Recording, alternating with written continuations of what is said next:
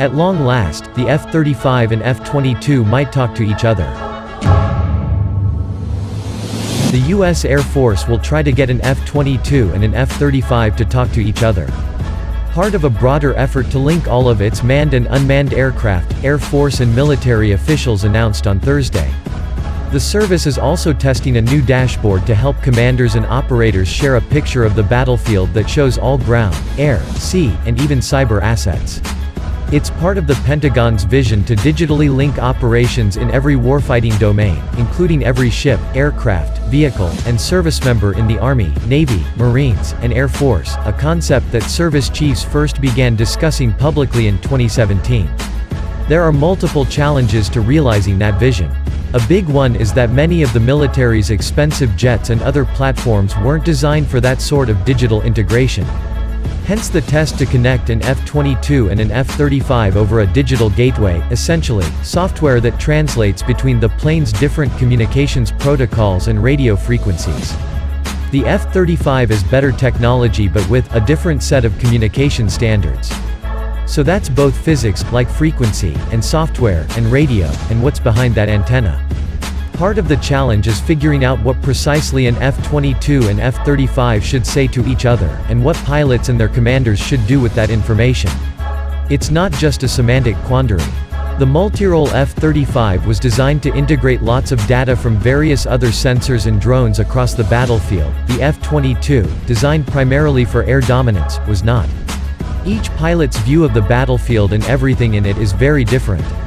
The jet-to-jet communications architecture, to be developed and tested in 4-month cycles, will ultimately lay the foundation for the Air Force's connections to other platforms, like ships, tanks, trucks, and troops.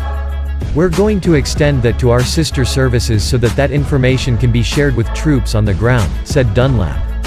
So if it's an Army unit, Marines, or Special Operations, they can really take advantage of information from aircraft or satellites overhead, but today are fairly limited in information they can get to.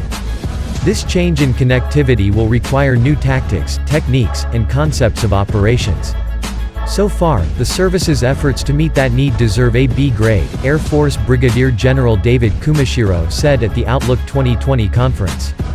Greater interconnectedness across jets, other platforms, and operators will create ripple effects across different areas of military activity, said Kumashiro, the Director of Joint Force Integration and the Deputy Chief of Staff for Strategy, Integration and Requirements.